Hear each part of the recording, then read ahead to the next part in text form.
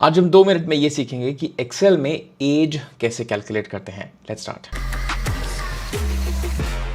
तो let's say date of birth है 1 जनवरी 2020 और मुझे इसका एज कैलकुलेट करना है तो सबसे इजीएस्ट फॉर्मूला एज ईयर्स में कैलकुलेट करने के लिए आप ये लिखिए कि आप करेंगे डेटेड इफ, और डेटेड इफ में पहला पार्ट हो जाएगी आपकी ये वाली डेट और आपको आज से एज फाइंड करनी है तो सेकंड पार्ट हो जाएगा आपकी आज की डेट और आपने यहाँ पे लिखा वाई का सिंपल मतलब मुझे कंप्लीटेड ईयर्स दिखाइए कि कितने साल कंप्लीट हो गए हैं। As soon as you press enter 5 साल हो गए हैं तो this is 5 years of age. Next technique ये है कि कभी कभार आपको ईयर और पोर्शन में आपको एज फाइंड करनी पड़ेगी, यानी कि मुझे 5 साल और कुछ जो महीने हो गए वो भी चाहिए।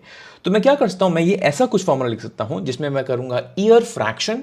मैं बोलूंगा कि ये मेरी स्टार्टिंग डेट है और उसके बाद मुझे आज से कंपेयर करना है और फ्रैक्शन है 1, यानी कि मुझे एक्चुअल ईयर्स के बेसिस पे एज दिखाइए।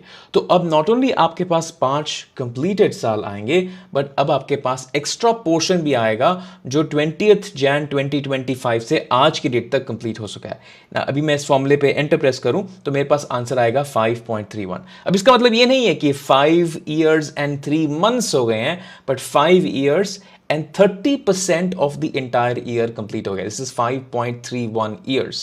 अब आप मुझसे ये पूछेंगे कि मुझे एज ईयर्स, मंथ्स और डेट्स में चाहिए एग्जैक्टली कितने साल, कितने महीने और कितने दिन है। उसके लिए थोड़ा सा फॉर्मूला लंबा हो जाता है और फॉर्मूला कुछ ऐसा बन जाता है जहां पे मैं दोबारा डेटेड इफ यूज करूंगा। तो जो फॉर्मूला हमने यहां पे यूज किया था वो फॉर्मूला यहां पर है कि डेटेड इफ आप इस डेट को पकड़िए और आज की डेट को पकड़िए और मुझे बताइए कि कितने साल कंप्लीट हो गए हैं। उसको मैं कॉन्कैटिनेट करूंगा कि कितने महीने कंप्लीट हो गए हैं, लास्ट ईयर कंप्लीट होने के बाद कितने महीने कंप्लीट हो गए हैं, और उसको मैं कॉन्कैटिनेट करूंगा कि लास्ट महीना कंप्लीट होने के बाद कितने दिन कंप्लीट हो गए हैं। तो ये कुछ कोड्स हैं DATEDIF K, Y, Y M and M D. मैं एक लिंक छोड़ दूंगा नीचे जिसमें आप डेटेड इफ फंक्शन के बारे में पढ़ सकते हैं और ये कोड्स के बारे में जान सकते हैं। बट इस फॉर्मूले पे अगर मैंने एंटर प्रेस किया तो मेरे पास आता है 5 years, 3 months and 24 days since the time this person is born। इस फाइल का लिंक डिस्क्रिप्शन में है, अगर आप चाहें तो इस फाइल को डाउनलोड जरूर करके देखें। Thanks a lot.